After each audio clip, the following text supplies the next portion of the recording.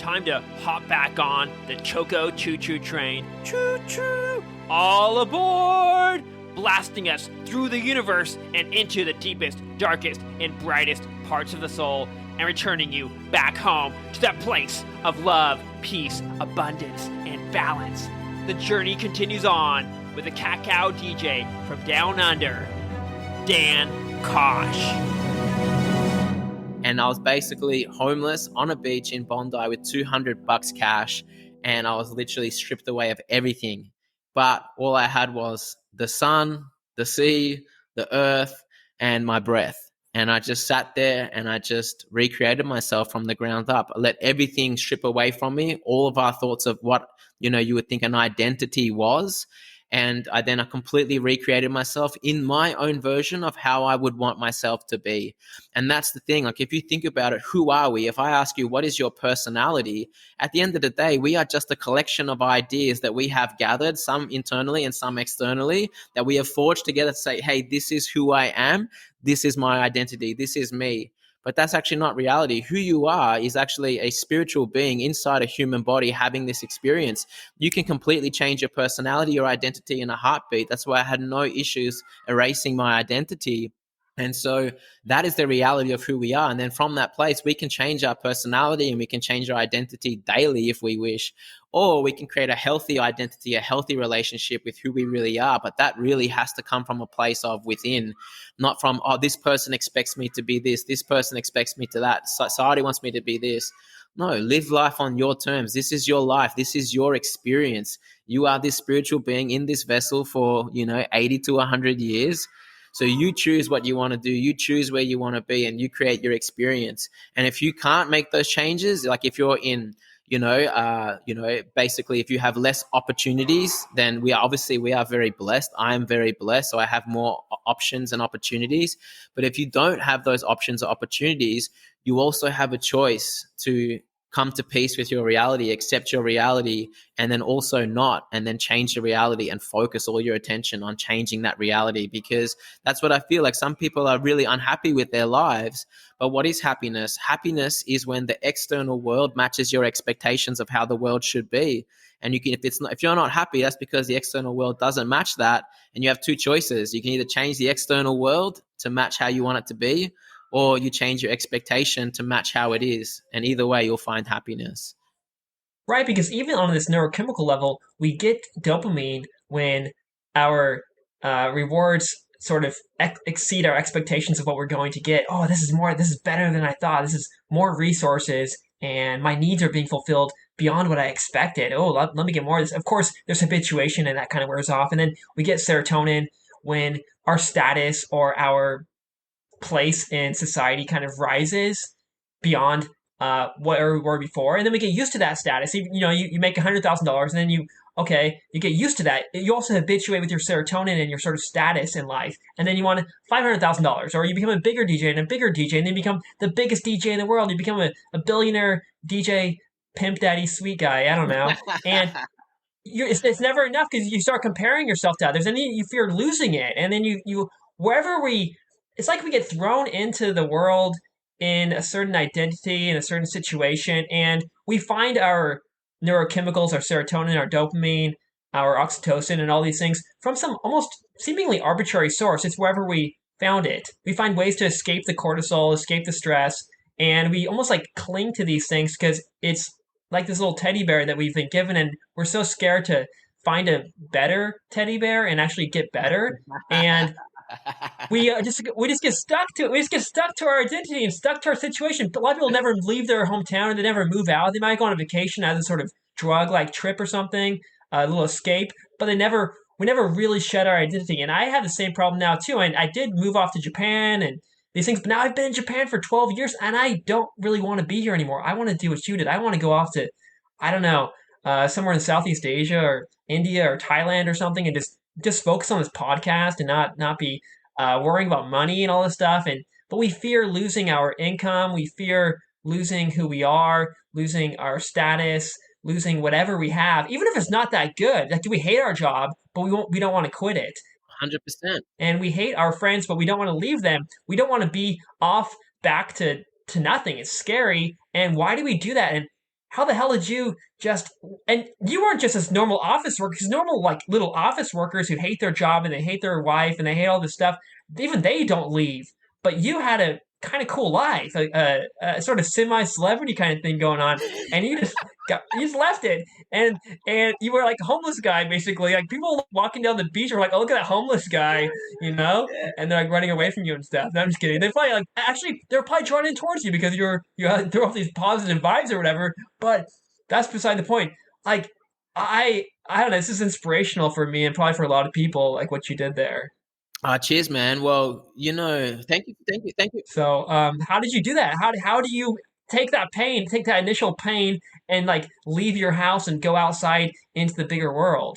Man, beautiful. Thank you so much for sharing that. Like the way that you frame that is something that I haven't, that's a new kind of, I guess a new perspective, because you're right. Like, yeah, most people who working a 9 to 5 job in an office, there's more reason to leave, you know what I mean? But for me, I was like the king of my castle. I was like the king of my kingdom. I was, and I was about to get ultra successful. Like I was successful in my goal in becoming like one of the biggest up and coming trance DJs in Australia, but I hadn't like broken through and made it and da da da. And so, me leaving that career, everyone thought I was crazy. Like, what? You want to leave your job? Like, you want to leave DJing? Like, what? Everybody would kill to be you. But the thing is, man, the height of our limitation is in direct proportion to the depth of our desire. And I did not desire to go any further.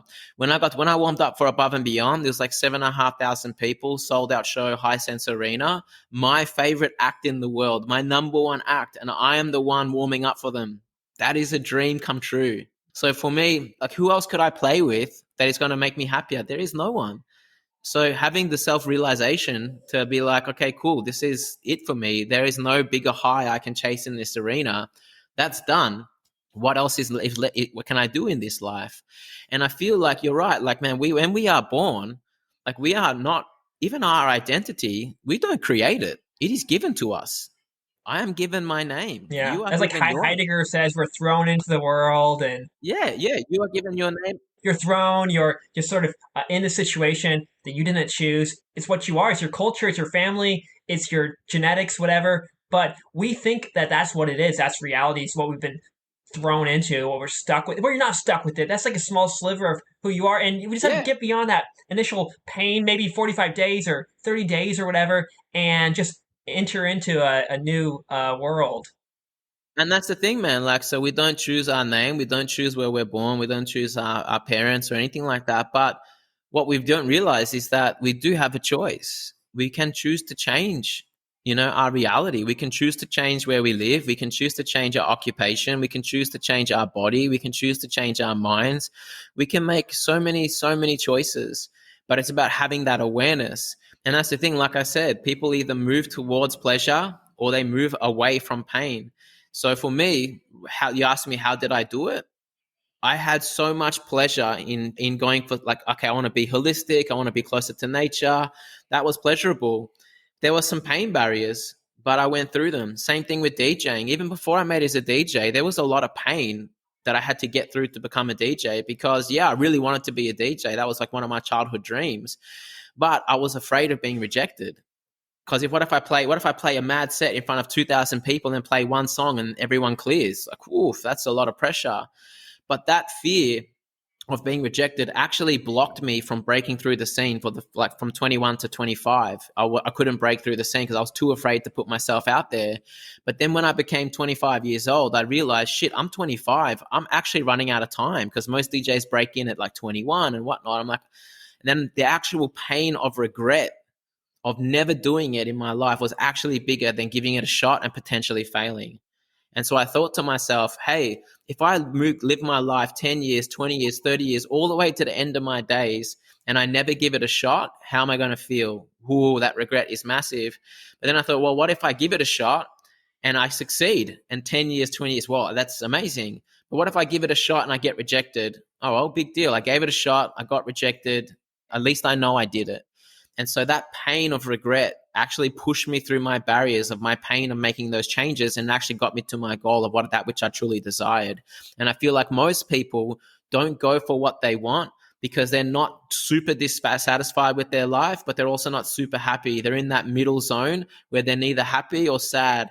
And the truth is, it's only until, something shifts where they become unhappy or too discomfortable, like, nah, that's it, I've got to make a change, and they got to go. And that's unfortunately where most people sit, is in that middle ground where they're not, uncomfortable enough to make a change, but also, not driven too much by their goals. And so one of the things that I would get people to do, which is what we do in our ceremonies, we get people to really think about what they want, not just now, but when they were a child, before the conditioning came in. What is your soul here to do? What is your life's purpose? Are you doing that? Are you living that? And if not, what is that? And how can we pull that out? And again, you made the very good comment. It's like people are afraid, oh, how am I going to afford it? My finances, this and that. Man, those are all really menial things. Man, I had to sacrifice it all. I lived out of a van. Guess what my rent was? Zero. An ultimate sacrifice, and I was free. And I still live out of a van today. I've got a bus now, but Baller. I live out of a bus. And I'm happy because I would rather live in a bus and be free and be able to move wherever I want and give me the freedom to live my life, even however unorthodox it is for the Western world or society in itself. It actually suits the style of life that I want to live. And guess what? I don't have to pay rent, and I get to swim in the ocean every day, watch the sunset every evening. And if I want to choose to change a location, I can just pack up and leave. And that is a sacrifice that I've made to live that way. And that's not easy because you got a lot of people throwing their judgments. Oh, you need to get a house. You need to do this. Do I? Why? Are you happy in your house? No. So why? If it didn't work for you, why is it going to work for me? It doesn't. So at least I'm going to They do what want makes you to me play happy. their game, because the more people playing the game, the sort of status game, then the more fun it is for them to, because then they can kind of put you down. Oh, your house is not as good as mine, and I can get a better house than you. And that's the game they're playing. But when they see you playing this whole completely different status game or dopamine game, I'm not even playing a house, bro. you know? yeah, you don't even want it. And then their heads are bugging out, and they're freaking out because what? That's not possible. That's not possible. And Yeah. they start questioning their own lives. And the thing is also I want to talk about too is, unlike other animals, we have this prefrontal cortex, this neocortex that allows us to conceptualize and abstract things, and therefore have a sense of time, and therefore we have knowledge of our own death.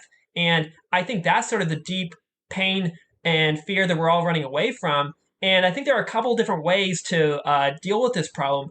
The mainstream way seems to be to distract ourselves from death and from our pain by consuming certain substances like alcohol, or and maybe taking on some kind of religion, or becoming busy with our jobs. There's a billion different ways: video games and sex and porn, and there's all kinds of ways to distract ourselves and numb ourselves so we can feel happy and feel like everything's all good.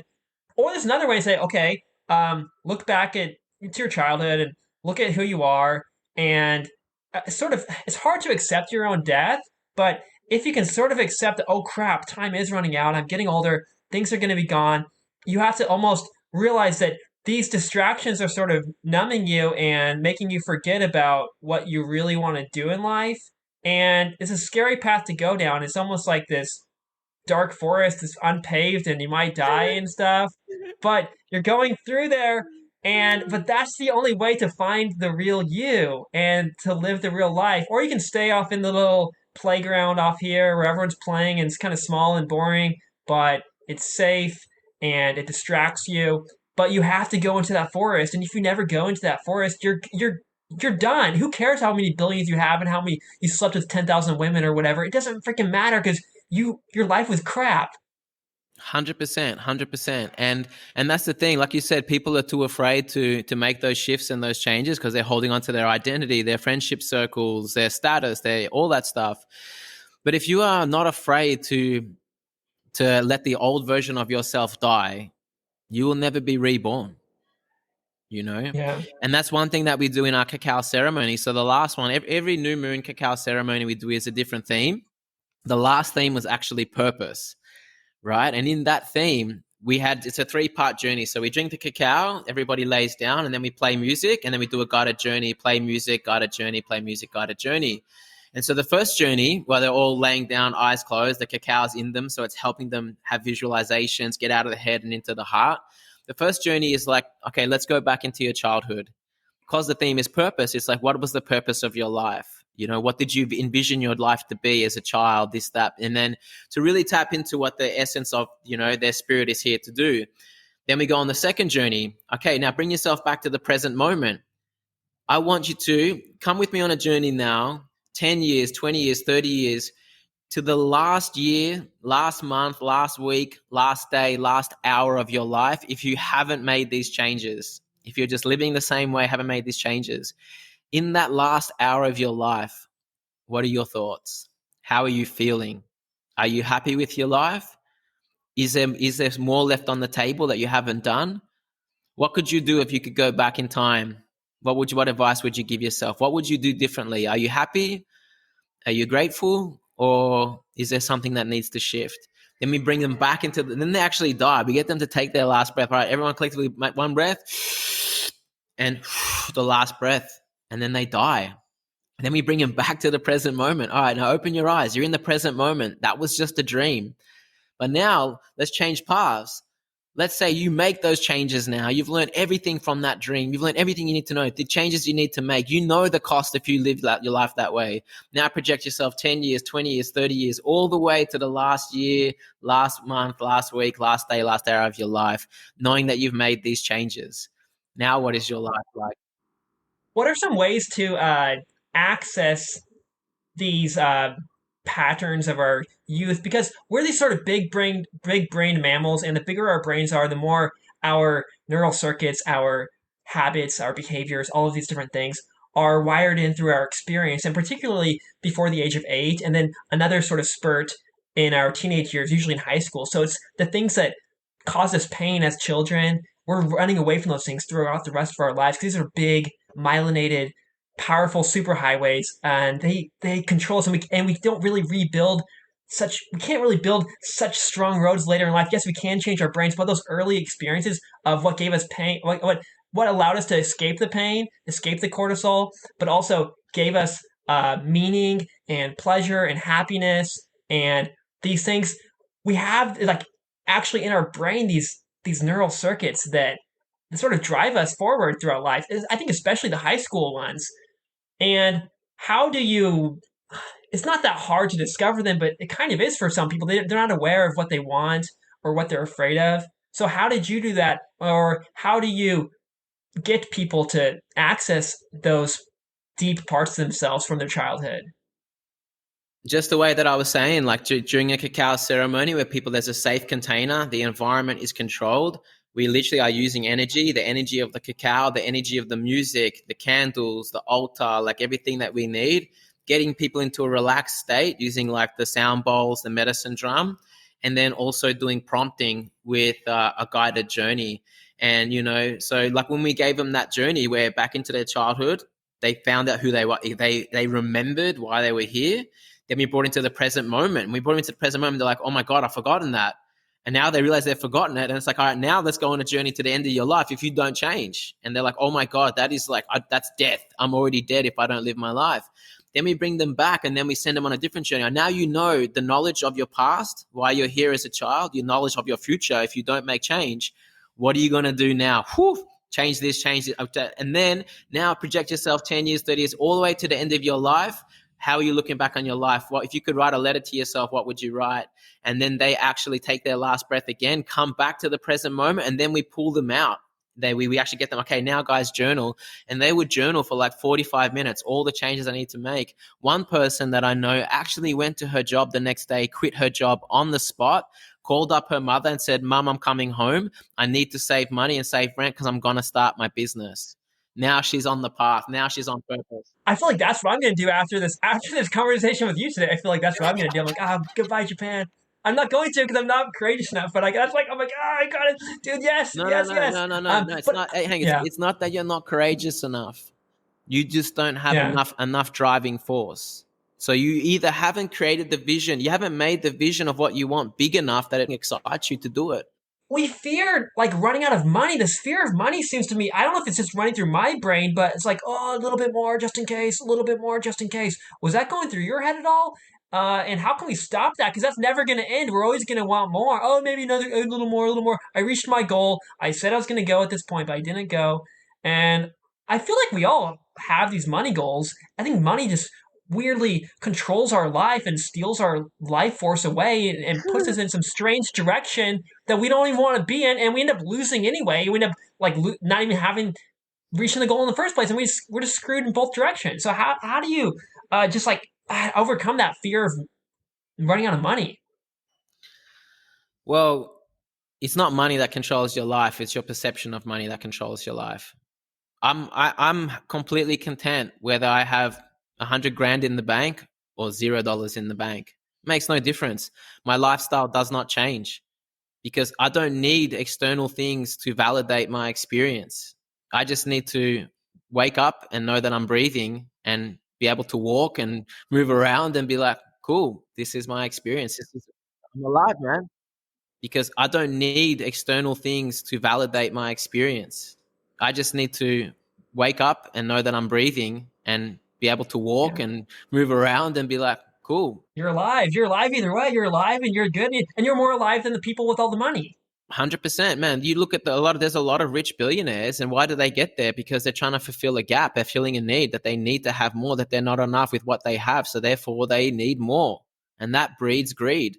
But then I see some of the most impoverished people who are living in, like I went into the Amazon jungle and there were the children living in the Amazon jungle. And those kids were actually so happy and they had nothing. Dude, I figured something out.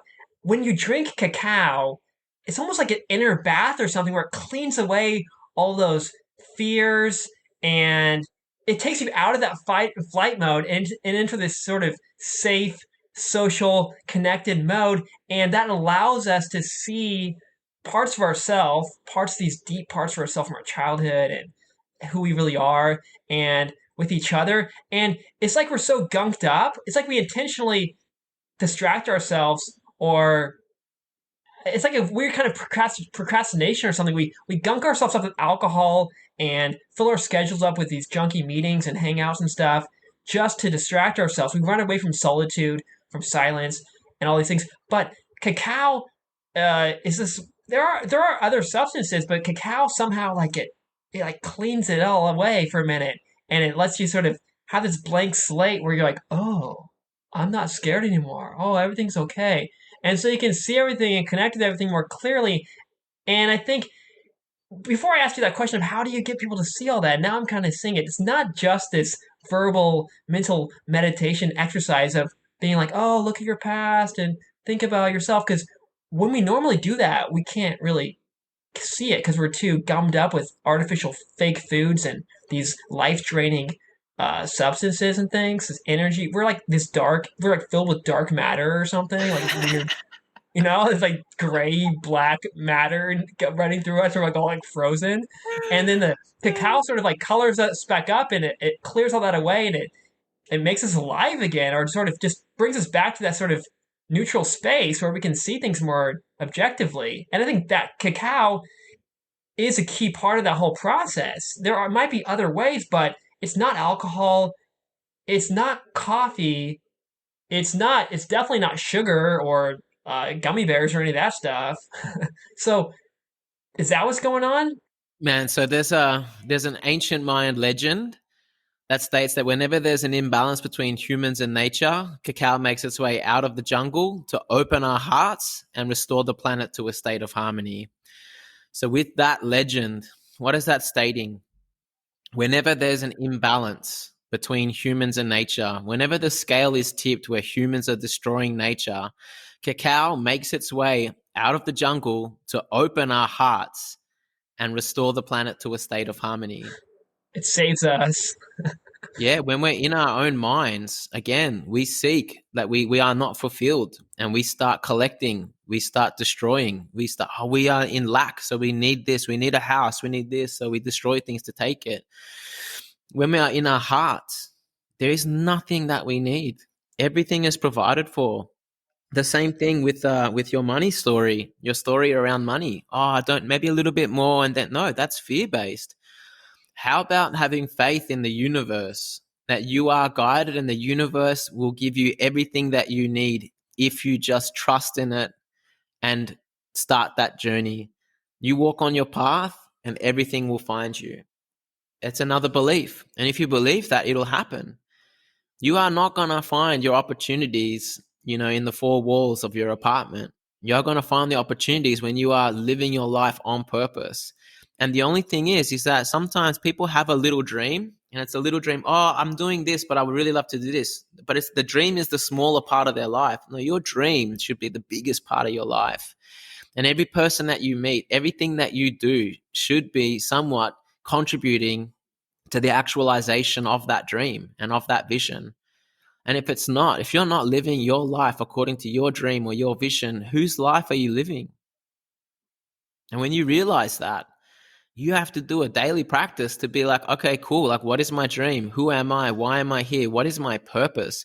And for me, like, I believe everything in nature serves a purpose. And that purpose is to serve something else. The water doesn't drink itself. Air doesn't breathe itself. Everything in nature serves a purpose, and that purpose is to serve something other than yourself. Humans, I believe, are the only species that actually don't serve a purpose on this planet. Because if we were to leave it, it would actually thrive. It would actually be better. So what does that mean? It means that we are the fruits of this planet. Yeah? We are the kings of this kingdom. And so I feel that our purpose here is this is our playground. And we all have a unique gift, a unique talent, a unique passion. And I think the purpose of our life is to find out what those unique gifts are. And the purpose is to give it away. And when we give it away, then we are in service of other people. And I always say that whenever the world starts when everyone does what they love, the world will know peace. Right now, people aren't doing what they love. They're doing it for money. They're doing it out of fear. And that's going to cause stress, anxiety, disharmony, dissatisfaction.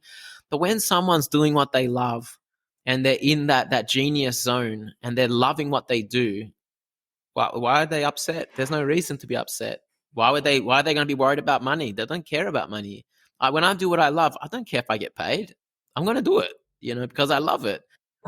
All of this reminds me, you mentioned the movie Avatar earlier too, and this all kinds of reminds me of, I love that movie, and I'm sure you love that movie too. Even though it's Yeah, it's an amazing movie. popular, somehow, something popular was actually good this time. And when you talk about the movie Avatar, it almost, and then you went to Peru and you visited the Ashaninka tribe, Correct. Yeah. and I almost like imagine they are like these people, these creatures on Avatar. And maybe I'm totally wrong. It's just my imagination or maybe my fantasy or something. But tell me about those people there and how they are different or similar to these modernized humans. Well, man, the Ashaninka, they're known as the guardians of the rainforest.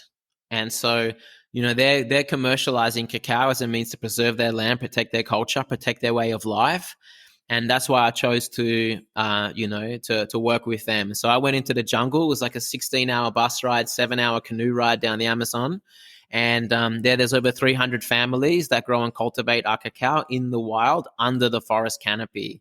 And so the cacao that they grow is called the Criollo cacao, and it's actually only like 6% of the market. So it's the original strain of cacao, not a hybridized version. It's actually the original heirloom cacao strain.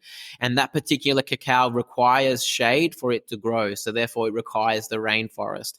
And the Ashaninka have like 8 guiding principles that they live by. And one of the guiding principles is to live in harmony with nature, because you don't protect your water source, you can't drink from it. You don't look after your land or destroy your land, you cannot eat from it. It's just very logical. It makes perfectly logical sense. When you are living in harmony with nature, you are one with nature. You are connected. Like I said before, you're not going to cut off your arm. They're not going to destroy their food source. They're not going to pollute their water source. They're going to protect it. And that's how they live by. I feel like for us in Western society and Western culture, we're not connected to nature. We think that we own nature.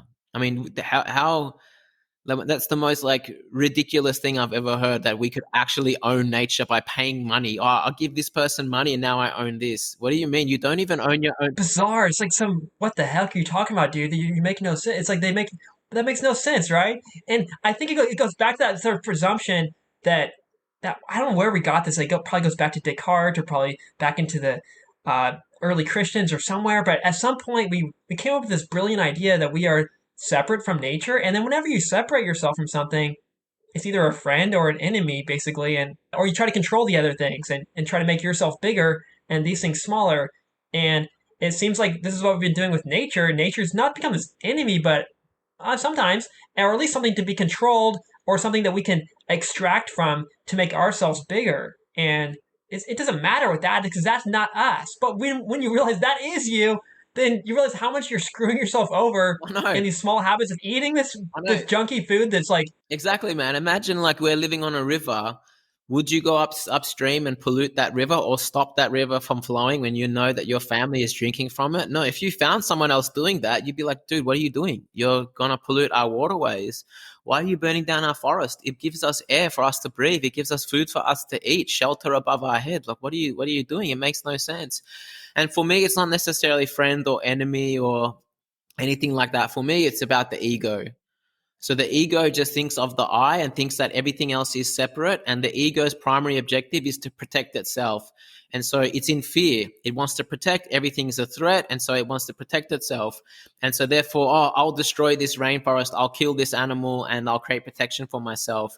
But when you are living in an ecosystem, which is for me, ego, the opposite, complete opposite things, when you realize that you're in the eco and you're in the ecosystem, you realize that this ant serves a purpose, again, that this water serves a purpose, that we are all connected and we are an interconnected species dependent on each other for our own survival. And I think that's where again the disconnect is. When you feel separate from nature and you're in your ego, you're going to be thinking about the I. Even in this, you asked me about how they live over there. Dude, they live in communities. Everybody eats together. If someone goes and hunts, he doesn't just bring back food and eat it for himself. He brings back food for the whole tribe.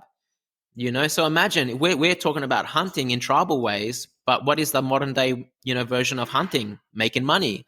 Someone goes out and makes money. They don't come back and just like, hey guys, look at all this money I got. Like, here, take it, take it, take it. Like, we can all feed off this. No, they have the money. They come back, and not only do they not share it, they protect it. My money, my security. I don't have enough to survive because they're in fear. it's crazy. Even you get like a big bank or something, and they have all this money, and they are so scared of losing their money, and they want more and more and more that they will charge these little $5, $10 fees, and then when you can't pay back your loan or whatever, they're like, okay, let's get more money from this guy. Who screw him? He's not us. He's our customer, and we are a big bank, and we're gonna be the biggest guy in the world. Well, the truth is, man, the banks actually don't have that much money. Yeah. They've actually they're lending out money, more money that they actually have in the bank. And if everybody came to the bank to do a withdrawal, which is what happened in Silicon Valley, bang, the bank's gonna collapse. So it's all an illusion. It's not real. And that's the thing, It's like in terms of the money system, how much money do we actually need to survive? Why are we paying to buy land? Why are we paying for food that can actually grow in nature for free? And this is the thing with the Ashaninka. They live in the jungle. They go harvest from the river. They go harvest from the forest. They come back, they eat. The next day they do it again. The forest and the nature provides enough abundance. Maybe in Australia, there's not as much abundance here to support, 25 plus million people, but there's enough to support, X amount of people. And the indigenous peoples of my land, the land that I'm currently on, is the oldest living culture that we know. 60 plus thousand years, the indigenous peoples of this land have been existing in harmony with nature. And why do they live in harmony with nature? They didn't build monolithic structures. They didn't tear Mother Nature down and create something to satiate their own ego and make themselves have some sort of like legacy. They don't believe that they own nature. They believe they are the custodians of nature. Because at the end of the day, we inherit this land from our ancestors, but we're borrowing it from our children. We don't even own our own bodies. At the end of the day, we have to give our body back to Mother Nature, and then we leave. So if we don't own our own bodies, how egotistical is it to believe that we can own land, something that is like, that everybody has access to? It is completely egotistical. And I think when we dismantle the ego and we become friends with it, and then we realize, hey, there is no enemy, there is no us and them, it's just us, it's just like one, then we can share everything. We share the land, we share the water, we share the air. How come we're not fighting over air? It's because it's not tangible. But we fight over land, we fight over water, but we don't fight over the air element. It's crazy. Why do we see things as separate? We are all one. I want this person to survive. I want to survive. Why don't we take care of each other? And that's the main thing that I learned from being with the Ashaninka and the Amazon. It wasn't like, it wasn't all for one. It was one for all. And it sounds like a lot of society itself is built on these illusions, these kind of collective illusions that we need to prop up, these appearances and economies and all these kinds of jobs and all our things that we have. And if we somehow wake up to the connectedness of everything and we realize we don't need that much, that we can just live for zero rent on the beach and we can just breathe the air and we can get some water. We only really probably need a couple $100 or something.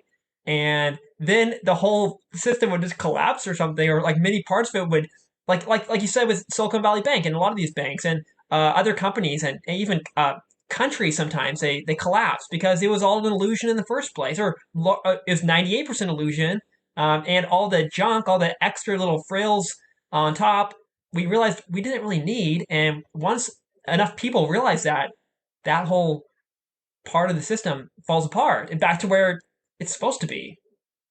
100%, man, 100%. And I feel like that's one of the things that we're doing here is like, we're not here against the system. Like, the system has provided so much progress and, it's created technology and it's given us so many gifts, so many gifts. But it's also with everything, there's the light and the dark. Remember I said the universal law of balance in nature, for every good, there is a not so positive. And we need to look at that and observe that and look at our trajectory and look where we're heading and see, are we actually heading to our own, extinction? Are we going to, where are we actually heading with this? What is the end outcome? What is the end goal for this? And is there something that, like, again, how I did it with the individual in those cacao ceremonies, going into the past, coming back into the present, going into one potential future, if nothing changes, going into another potential future if you make change. What if we did that as a collective society? What if we looked at our past, look what our ancestors did, look at how they lived, were they happier, were they not happy, etc. Look at all the history from the past, bring it back to the present moment. Now look at our trajectory. If we keep going down this path and don't make changes, where are we going to end up? Are we going to be more happier or less happier? Are we going to be more healthier or less healthier? More connected or more disconnected? Or what if we choose a different outcome?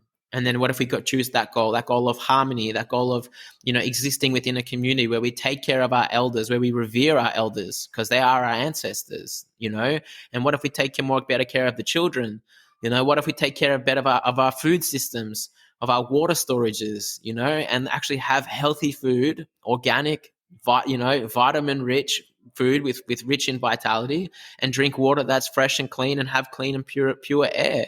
This is all we need to survive. We don't need fancy houses, big this, big that. All that is just a vice to say what? To make a statement, to have security. At the end of the day, you're going to lose it all anyway. So why can't we just create more harmony on this planet? And this is one thing that we are doing our best to do, is to allow people to step out of that fear paradigm where they feel that they aren't enough, that they need more money, that they need this, that, and to actually just drop into doing what they love. And if you do what you love on a daily basis, you are rich, For me, like, people say, oh, cool, like once I'm successful, then I'll be happy. I'm like, no, once you're happy, then you're successful, So find ways to create happiness in the now, but also like steer your life into a future destination that you choose, that you choose for your life as well.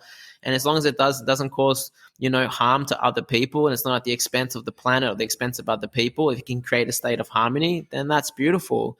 And I feel like we can all benefit from that. And I feel like everyone has this yearning call for something more. And I feel that people are like, not necessarily happy with their life, but haven't questioned it enough. And I don't feel like there is enough alternatives. The same way we've got an alternative to now drugs, alcohol, coffee with cacao, there aren't, in my opinion, enough lifestyle alternatives where we can go live out of a bus or live out of a van or choose to live a bit more freely because, we need to pay this, we need to pay rent and utilities. We're not a part of the system. And so I feel like there's a big shift occurring. I feel like there's a lot of people, especially my age, who are now not subscribing. They can't even afford rent, can't afford mortgages. So we have to adapt and evolve, right? I like to evolve or die.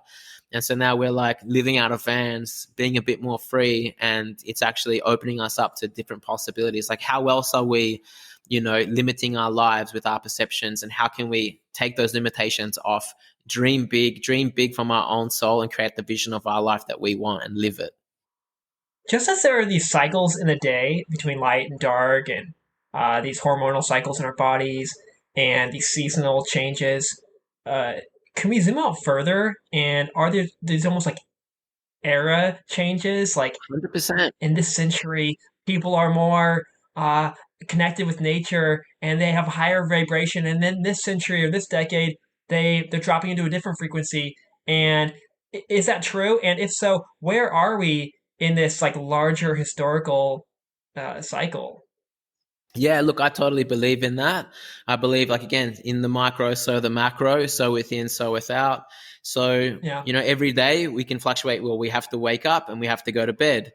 Then every moon cycle, we have the full moon and then we have the new moon. And then every 3 months, we have a different season. But also every year, every 10 years, 100 years, everything works in cycles. Everything is cyclical. And so, yes, I believe we've gone through some of the darkest of ages. We've had millions of people, hundreds of millions of people, human to human, contact where we've actually killed people. We've killed hundreds of millions of people within the last only 100 years, like ridiculous amounts. Even the indigenous peoples of America, there's like 100 million people like getting wiped out. It's a lot. So that to me is a very dark force. That to me is a very dark age. And it might get worse before it gets better, but I truly do believe that now there's a lot of humanity is awakening, and there's a lot more consciousness coming through. People are stepping into spirituality, doing yoga, meditation, having cacao. They're making different lifestyle choices. People are becoming more aware, and they're starting to actually choose to live a better life. And so I believe that the more people that can, awaken and create these lives and create these options and create these different substitutes or different ways of living and being, we can actually, we can create the golden age, and we can create the light ages where we do not harm other beings, where we do not harm each other, where we do not harm the planet, where we don't just believe and adopt beliefs that are given to us without questioning your reality, and then being inquisitive and exploring, discovering why you're here. We only have limited time. So why are you here? And let's make the most of it. And like I said, I believe that when we all do what we love, the world will know peace. And I think people are starting to awaken to that and are starting to do what they love. And the more people that do what they love, the world will know peace. So I believe that on the macro, I do believe, yeah, we've come through or are still going through the dark ages. But I really don't think we've hit the midnight yet. It's like dark, like they say, it's, it's darkest just before the dawn. So Yeah. I feel like, we are going into the darkness, and I think there's more to come. There's a lot more chaos and anarchy and things to come out of it. But once we get through it, if we drop into our hearts, then we can actually create a new way of living, a new way of being. And it may not necessarily be new. It might be old.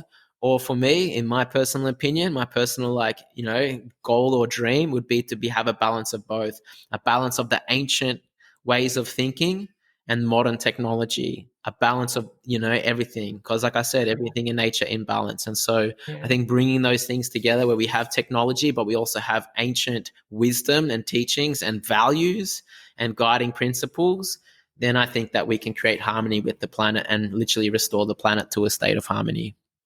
Yeah, it's like the sociopath, the serial killer goes on one last giant slashing spree before he gets arrested. He knows he's gonna get arrested. He knows the game's over, so he just gets drunk one night and just destroys everything. And then the sun comes out and the rainbows come out and we're all good. But maybe he's gotta hide away in some natural cove somewhere while that sociopath goes slashing around. And it also sounds like it's just our bodies seem to go towards this homeostasis and this balance and this equilibrium. It sounds like the larger organism that we are, this Earth or this universe, it also is seeking this balance and this equilibrium or homeostasis or whatever. And if in the short term, on the day or yearly or century wide view, things might be looking up or looking down. In the end, it all kind of seems to balance out. And so Exactly. time and these events in time are really just these little blips, these outlier kind of frequencies. And deep down, it's like there's like some kind of godlike, some pure love energy that is like the thermostat that we kind of go back to, the sort of set point that the Earth wants to be in. Well, we have to, man. We have to go through these phases because, like, imagine if the sun just didn't stop shining. Imagine if the sun was just never stopped shining. After a while, like, this is sick. But then after a while, I'd be like, man, can you stop shining? Like, I want to go to sleep. Like, what are you doing? You know what I mean? Like, give me some darkness. You'll end up craving Yeah. the darkness just so you can get rest. And so it's the same with this, you know, we've gone through this to realize the value of value, valuing human beings, valuing our land, our water, our trees that give us oxygen, the plants that give us food, you know, valuing our time. And now when we start to value our time and value each other, we're going to think differently. We're going to behave differently. We're going to do things differently. And that's the thing. Like, it's not any one person or bunch of people that are doing bad things or causing this. It's just energy. Energy within the collective consciousness of humanity that went through a fear-based reality where they were in threat, in danger, and decided to kill everything and put up walls, put up boundaries, create blockages and protect themselves. But then we're realizing, hey, like, whoa, there's nothing to be fearful of. And again, collective consciousness is starting to awaken and be like, you know what? I'm not going to believe in this fear anymore. I'm going to choose love. And then they choose love, and then they find out that the world is a better place because their perception of the world is a better place. And what they believe in is that, okay, cool, I'm not poor, I don't need money, I'm abundant. I can create money wherever I go, you know, I can choose love any day. And, you know, if they are going through difficult times, there's now alternative options. There's alternative medicines, there's alternative therapies to deal with those things. And I feel like that's one of the most important things, is to not to be too resistant to the dark or to judge it or be afraid of it or to not want to experience it. We need the darkness to go to sleep, you know. We also need challenges to grow, and things like these traumatic experiences, like, they happen so we can actually develop ourselves through it. Not all of them is like, you know, obviously there's different a spectrum between, like, you know, really bad stuff and not so bad stuff. But anyway, to a person's experience, like, we need these challenges in order to grow. And so I feel like when we don't resist those challenges and when we welcome them and we accept them, we say, thank you. I know this is traumatic. This is a very difficult thing for me to deal with, but it's been given to me. What can I learn from it? How can I grow from it? How can I have more compassion, more love, more forgiveness? And then create that for yourself. And then when you do that, you actually, you actually overcome it and you grow and you develop and you evolve. And then you can actually step more into that love-based paradigm that we just spoke about. You don't need to comment on this. It's always like whenever someone mentions someone's death, they're like, okay, like, what do I say? Do I say sorry? Do I say nothing? So you don't need to say anything to this. But last year, my mom died, and I've got 9 brothers and sisters, so I'm one of 10 children, and One of we were 10. connected. Yeah, one of 10, right? So you think there'd be connection there, and we were connected. But after she died, we connected on a whole nother level, and we became like real brothers and sisters, a lot of us. And that was a storm. That was a sort of a dark time in a way, but in a weird way, it was a one of the more meaningful times in my life where it forced me to change. And that's what created this podcast in the first place too, because it kind of woke me up in a weird way. So through those storms and through those hard times, the pain, somehow that actually redirects our path in life sometimes. 100%, man. And that's the thing. Most people that have a spiritual awakening, those awakenings come from those dark times. And so those dark times, which people would perceive to be the worst thing that's ever happened to them, often, if they get through it, and I say if because sometimes people don't, but if they get through it, it actually becomes their greatest gift. And when you see it that way, people like, I did this seminar where I was speaking to a bunch of people, and they were all like, oh, you know, we keep going backwards into the darkness and we keep going back. We thought we healed and we have a high time and then we go into the low and then we keep going backwards. I'm like, why is it backwards? Why do you perceive it that way? You Yeah. know, you're just going through a cycle. And then and what happened when you went through the dark time? I went through it and it was really bad and I didn't want to go through it, but then I went through it and then I had the best high and I grew so much from that. So I'm like, so why are you resisting that? If you know that you by going through it you actually grow more and then you come out better, why are you resisting going in there? Yeah. Go into the darkness, learn what you need to learn, and then know that you're going to come back out and be bigger, stronger, brighter, better. So why do you have that resistance?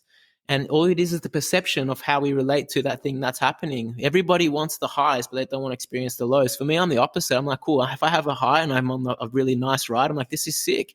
But also I know this is not going to last. I'm like, this too will pass. Then when I go into the darkness, I'm like, all right, cool, we're going into a dark phase. All right, let's go into it. Let's go right into it. Let's not avoid it. Let's go straight into it. Learn whatever I need to learn, do what I need to do, and then come out and then enjoy the light when I get back out. It's just a phase. Yeah. But I think people's perception of and their attachment to how their life should be and what should be happening in their life is what's causing so much disharmony. It's like when you're climbing a mountain. Sometimes it's the most painful experience if you've ever climbed mountains or done some sort of treacherous kind of adventure like that. You're like, I'm never doing this again. This is hell. Never doing it again. I remember I did one of those when I was 17, and it was like the worst experience of my life. And then afterwards, it wasn't just the endorphins and the serotonin and all the happiness coming from it in the connection with nature. I think it's beyond that. I was like, wow, that was the best time of my life. It's because you went through this struggle and this pain, and you push yourself beyond your normal limits and you grew from it in a way. 100%. Like, man, you know, the depth of your struggle determines the height of your success, man, the height of your progress. In your cacao blends, you also add in things like roses and cinnamon and peppermint and some of these other things. So are these also, why do you add these things in? Are they also tapping into a certain kind of frequency, the same frequency as cacao or something different? Or why do you include these? And you don't obviously include things like sugar or vegetable oils or any of that junk. No, no preservatives, no nothing. No, that's good. Well, then for me, in my opinion, nothing is really as high frequency as what cacao is, except like I think it's like chlorophyll. But you know, to be honest, yeah, we add those things in because it has a different impact on the body. So the original earth just has carrot, which has high fiber, so it really grounds you down. The fire has cayenne pepper and cinnamon, which actually fires up your digestive system, gives you a ton of energy and like speeds up your metabolism.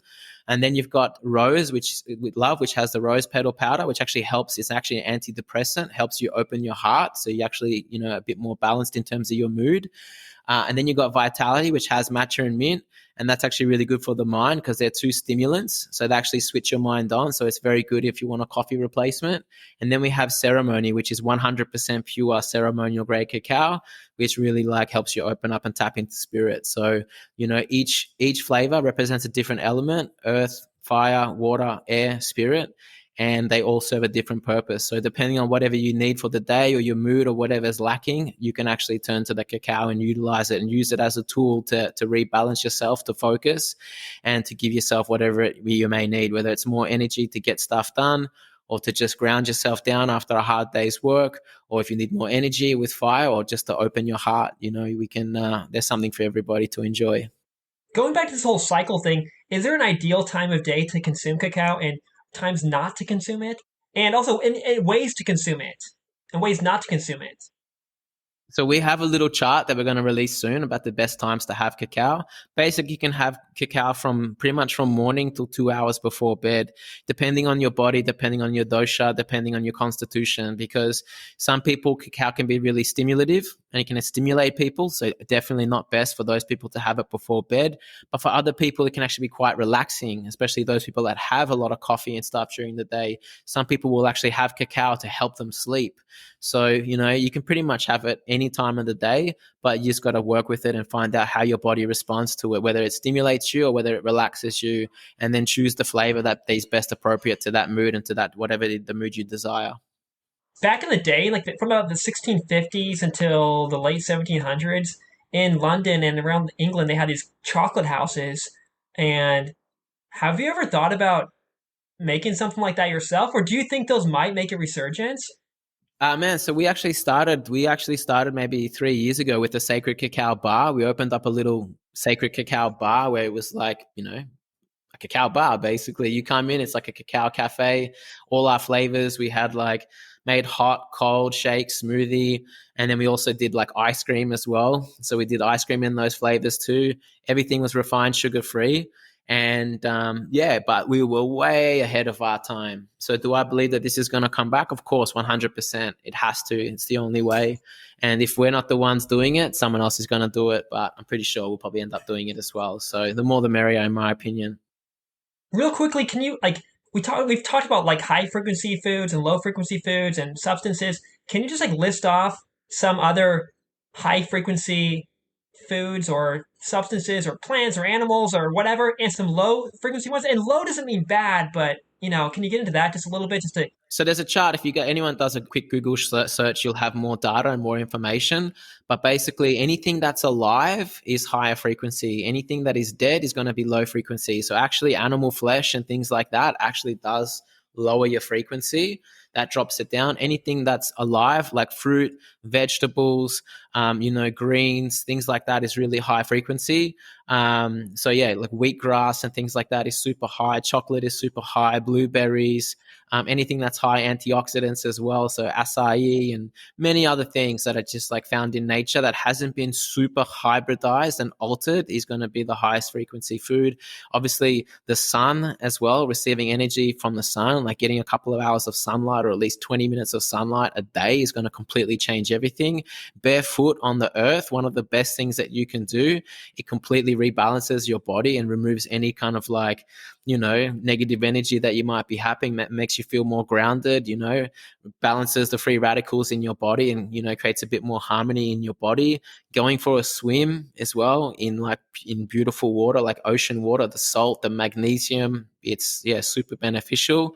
And then drinking fresh, pure drinking water. So preferably with no chemicals, because obviously these chemicals are put into the water to remove bacteria. You drink that, you're going to remove the bacteria in your own microbiome. So best thing to do is put a filter if you're going to use tap water, or drink fresh, pure spring water if you can. And make sure you're getting hydrated, getting enough oxygen, and eating foods that are of high frequency, which means fresh, alive, and has a ton of vitality. Another question I had was about creativity and flow and focus.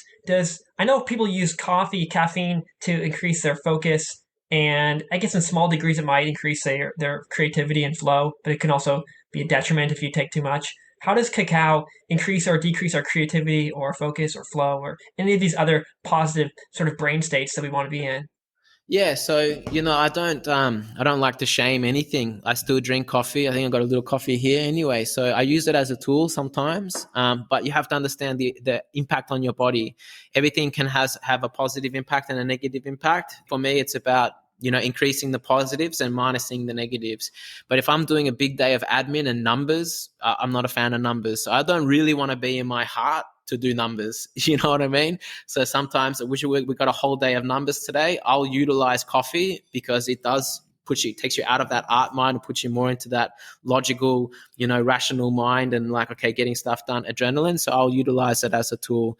But cacao, yeah, it can give you energy. It can support your alertness, your brain function. It can increase your memory, and just make you more alive and present. So there's so many things that can serve a purpose. You just need to understand, okay, cool, is this thing am I borrowing energy or happiness from tomorrow, or is this going to build my energy? And if you are going to have coffee, then balance it out by drinking a lot of water, maybe even having some cacao to give you the magnesium to relax your nervous system. And then just working with all these things are tools and medicines, and in combination, they work well together. Nothing is good or bad. Even tobacco in itself, which is like deemed one of the most harmful substances on the planet by, smokers and whatnot, it's actually a sacred plant. Yeah. Tobacco is like one of the most sacred plants. Even alcohol. Sometimes drinking alcohol, even it might let you. You might be so much in your analytical mind and so much in your little world. I mean, it's dangerous because you can get carried away with it easily. But alcohol has, in weird ways, it's just destroyed me more than it saved me. But occasionally, it does push you out into the world, into that social world, and in the right dosage, in the right time of your life, especially in your youth when you need that, and you're seeking this adventure and seeking these new experiences. It might be good, maybe from age 20 to 25. I can't really say that, but it's not necessarily bad always. Well, for me, it's, whatever's bad or good is depending on the person's experience and their perspective. And so for me, it's always about never being adverse to anything. Try whatever you can, try whatever works for you. Some things might work for you better than others. A coffee to somebody might really stimulate them too much and like stimulate their adrenals, and it might make them pop.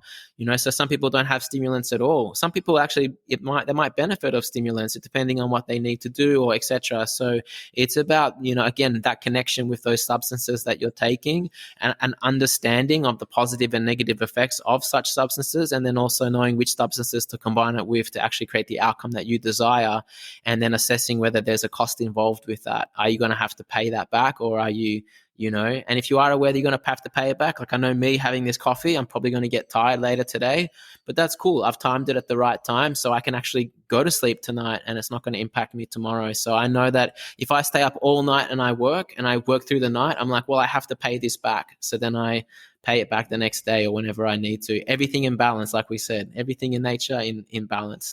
And like with caffeine, it pushes me into this hyper focused, analytical, logical mode that I can't get in with cacao. Almost like if I drink too much cacao, I'm too chilled out, too sort of just stoned or in a little daydream where I can't really get as much done, but I feel really good and I feel content and I feel like life is all happy.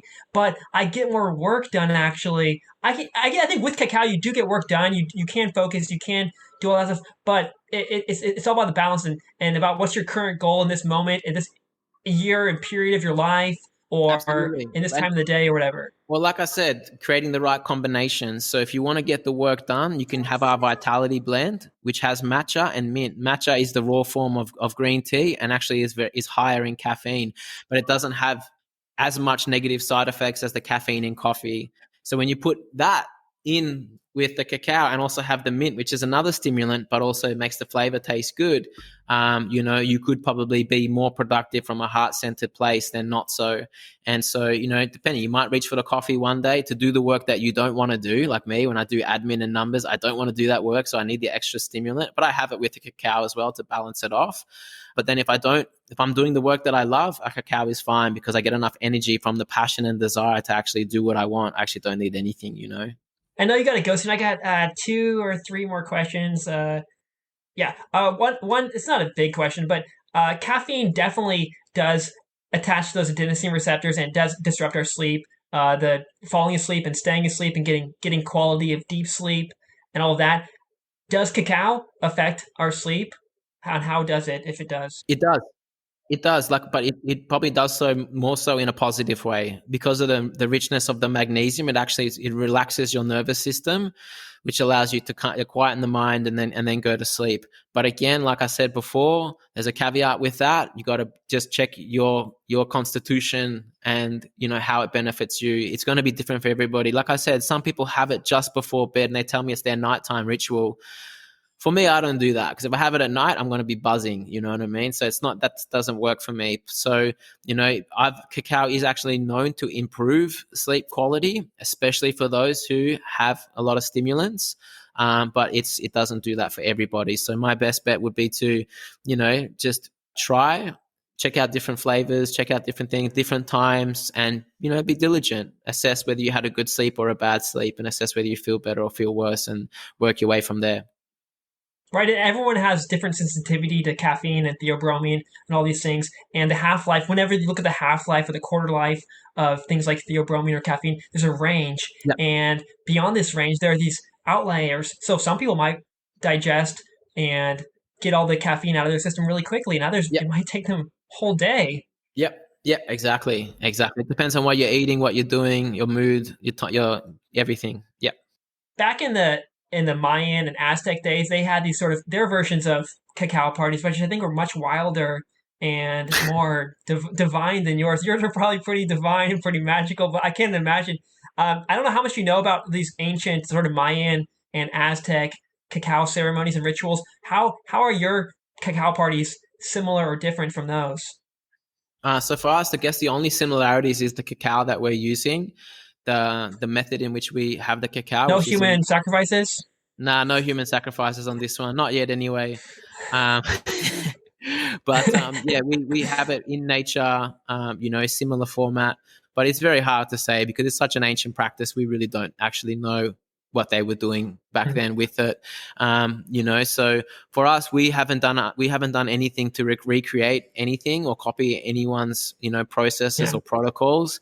Where we get our cacao from is the heart of the Amazon basin. It's where the Ashaninka have it, and there they don't have too many practices or protocols put on top of the cacao. When you move into Central America, you got the Guatemalans, you got the Mexicans. They actually have a lot of more like processes, Yeah. protocols, procedures, ceremonies on top of it.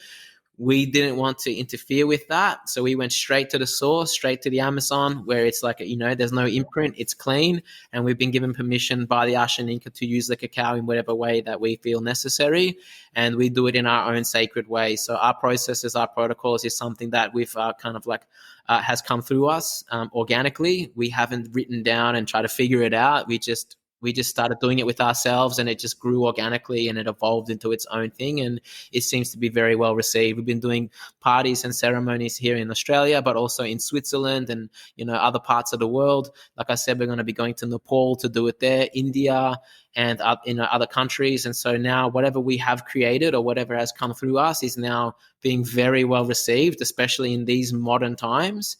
And I feel like there is a space for that. So there's a space for ancient practices. For those who want to learn the ancient ways, we can direct you to different lineages, whether it's Ashaninka, whether it's Guatemalan, Ecuadorian, whatever lineages you wish to follow. We definitely recommend going down that path. But we're also very happy and proud of what we're creating and what we're adapting into for the modern world. And it seems to be very well received. So that's how we do it. And where you get your cacao is where cacao like originally came from. So even though the Aztecs really used it maybe more than the people down there in the Correct. Amazon at that point in history, still that's where it comes from. That's like the real source. And you're saying is Ashaninka? Is that how you say Ashaninka? Ashaninka, yeah. That's like right at the epicenter of it all. Yeah, that's right. So it originated in the Amazon basin, and that's where the Ashaninka, that's where they live. So the originators of the cacao. And the cacao got taken from there, and it's also been, populated around the world, hybridized, and they've worked with it. And so for me, like, again, we just said before, nobody owns the land. So how can we own a plant? I think these plants are for us all to share, especially a sacred medicine such as cacao. And I feel like as long as it's done with reverence, with acknowledgement of where the cacao comes from, the cultures that have grown it, and the history of cacao, I think we can use it in a modern practice, to create harmony. And that's exactly what we're doing. And regardless of how you're drinking it, how your parties are, there's this sort of common thread between the Aztecs and the Mayans and Ashaninka, and what you're doing is this sort of respect for nature, respect for life, respect for God. I mean, not doesn't need to be this Christian God, but sort of this life force, this energy, Yeah, the and trying to universe. connect. Yeah, trying to connect to the universe and all of that. Is that? Would you agree with that? 100%. For us, like like I said, when we believe in something, we can only believe in that which we don't know. So all these beliefs in other gods or religions is the belief in something that we cannot see. If we know it to be true, we cannot believe in it. And so, what do we know?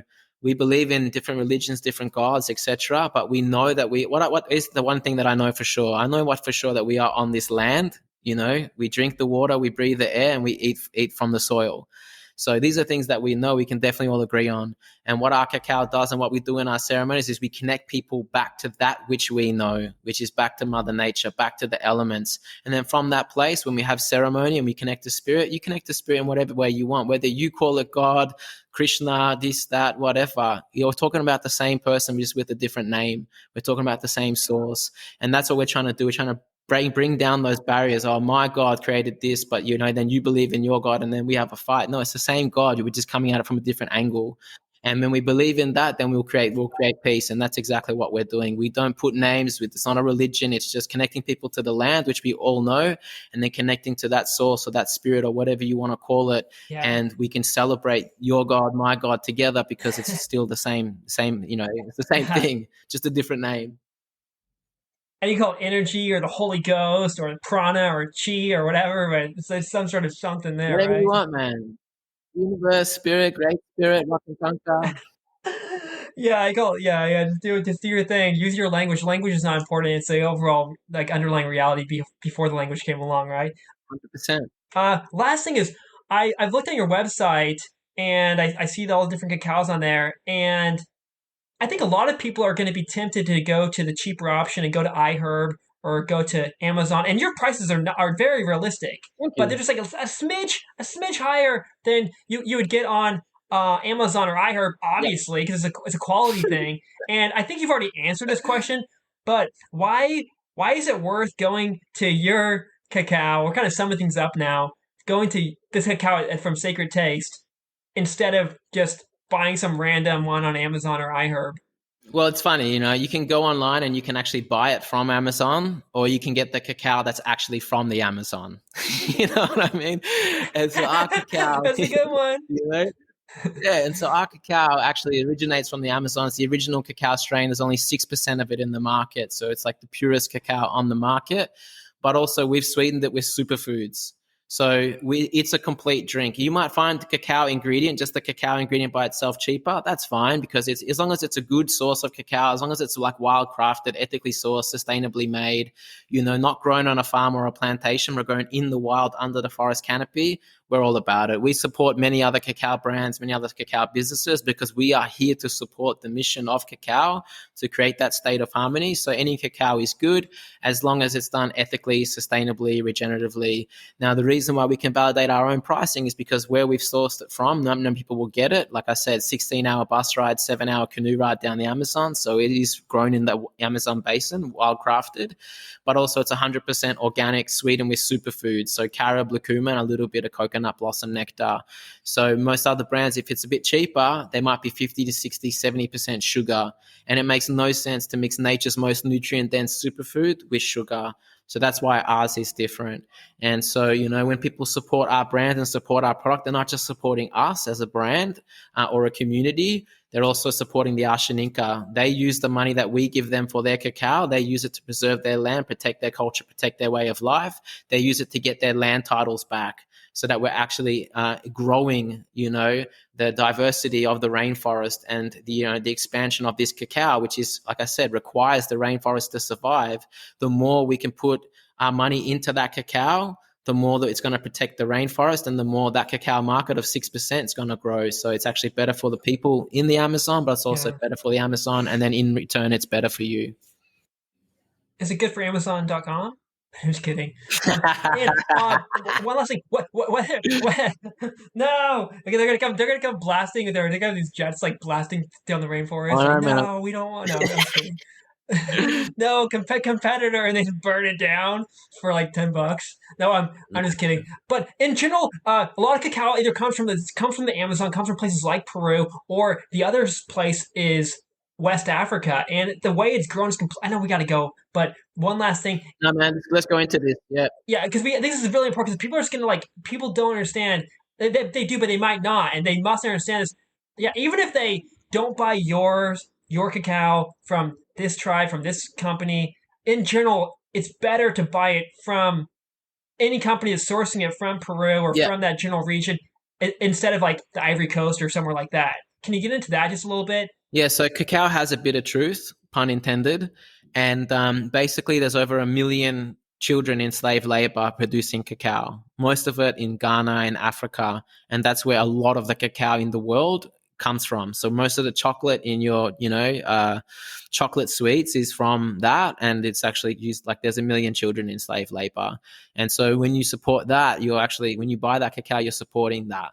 And so for us, we don't want to support that. We want to support the villages and the tribes and the indigenous people that have worked with the cacao because they understand that they got to protect the land. And like I said, when you buy Criollo cacao or this Ashaninka cacao, it needs the rainforest to survive. So other cacao, they'll actually slash the rainforest and just monoculture it. And that's not good for the environment. It's not good for you. Again, it's lost all of its vitality. It actually probably has lower frequency because it's not receiving like our cacao actually has a fruity texture from the rainforest. You can actually taste the different fruit trees in it. Each batch is different and it's beautiful.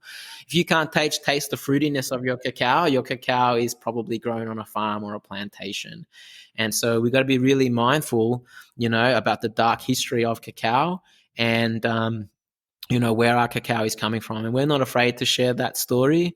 We're really proud of what we're doing and what our growers are doing. Our growers actually won an award. They won the Equator Award in 2019 for Indigenous initiatives fighting climate change. And, they're making really progressive moves in the forest there to do what they're doing. And so, obviously every day we vote with our money. And obviously I highly encourage people to work with cacao instead of other substances. If you need to get off other substances, sure, use cacao. But, if you can and if you can afford it, I highly recommend paying that little bit more, whether you get it from us or from anyone else, but just know your source, know where it's coming from, and know what you're supporting, because that's going to go into your body as well.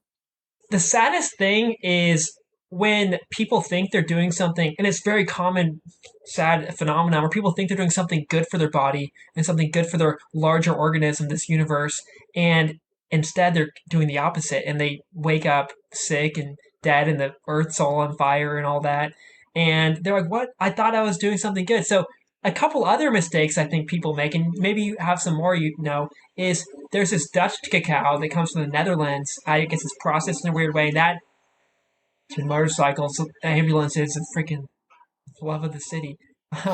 Get me out of here. One is like this Dutch cacao that's been like heated up and messed up in weird ways, alkalized, and then another one is cacao with too much sugar in it, which you've mentioned. And so I guess when people are buying cacao, they should make sure where it comes from, make sure it's not Dutched or alkalized, and also that it doesn't contain too much sugar or other weird ingredients. First and foremost, just make sure it's actually cacao, Cacao. If it's cocoa, Cocoa, it's actually been roasted and devoid of everything that I just spoke about. It's dead. There's no. It's a flavor. Yeah. Well, it's sweeter, which is better, which is why people do it, but it's devoid of all of its vitality, all the spiritual benefit, the mood boosting compounds, all of that is gone. And so make sure when you're buying cacao, it's Cacao, not Cocoa, because cacao is the raw form of chocolate. Chocolate is cocoa. And so you make sure you're buying that. And like I said, you're just buying from a reputable source, and then your body will tell you if it's good or not good. You'll know. Yeah, and I know this is not about your company. You're about something bigger, but still, just because you're the guy I'm talking to, do you ship anywhere? Or I know it's an Australian based company, but yeah, man, we ship worldwide. So like I said, we're in Australia, but we're also in Switzerland, we're in Malaysia, we're in Dubai, we're in Qatar, Kuwait, and a few other countries are coming on board where people can go to the stores and buy it. But you can also buy it off us online. And, we do have a first order discount that you can take advantage of. And if you sign up to our newsletter, we frequently do sales and gifts and giveaways and things like that. And so, for those that feel that the shipping price is too much, we recommend buying more, because the shipping price will remain the same if you buy 3 units versus 1.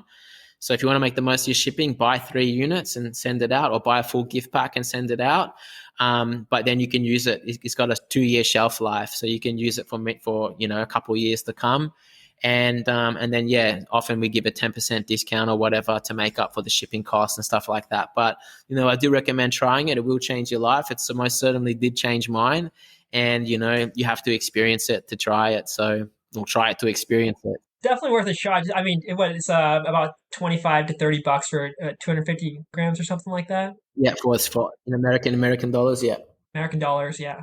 But I mean, that's like the price of a couple drinks in a bar or something. And it's if you don't like it, just don't buy it again. But I think it's worth and even if not from you, but it's worth a shot, right? Well, the truth is, it's actually got 25 serves, so it's about $1.30 per serve, Australian. Oh. So it's pretty good. It's actually pretty good. So, definitely recommend giving it a go, working with it, trying different flavors, and enjoying that cacao experience. And where I guess people can Google your name, Google the company, but where should people go to learn more about you or to get this cacao? Just go to sacredtaste.com or check us out on the social media, Instagram @wearesacred, or even Sacred Taste Cacao. We might merge those two pages soon. I'm not too sure. We'll see what happens. And then from there, if they want to connect with me, they can find me. I'm pretty sure my handle's about to change because I'm going to do more of these podcasts and stuff like that. So through there, they'd probably be able to find me. But my name is Dan Koch. My current handle is coda.sounds, which I think will probably change soon. So yeah, just come onto the We Are Sacred page on Instagram and you'll be able to find us there. All right, Dan. Well, thanks for. I know you probably signed up for an hour of this. We've been doing this for 2 hours, but we went on that wild philosophical journey for a while. Then we got into the science. We got into business. We got into cacao, and we didn't really even get deep into cacao until the end. And that was the original goal. But man, you got. Thank you so much for your time You're welcome, brother. and for all of this, man. That was so much fun for me. And honestly, hopefully this does push me in the right direction as well. And a lot of same for a lot of the listeners. Well, when you listen to it back and if you're cutting it up, man, hopefully that just, reminds you that you only got one life to live. Yeah. Maybe I should re-listen to this episode a year from now and see if I'm still where I am. And if I am, then like, 100%. okay, man, what are you doing, buddy? You're Yeah, lying to yourself. absolutely, bro. Absolutely, man. For sure, man. For sure. No, thanks for having me, bro. I appreciate the conversation. And yeah, man, I look forward to speaking to you again soon.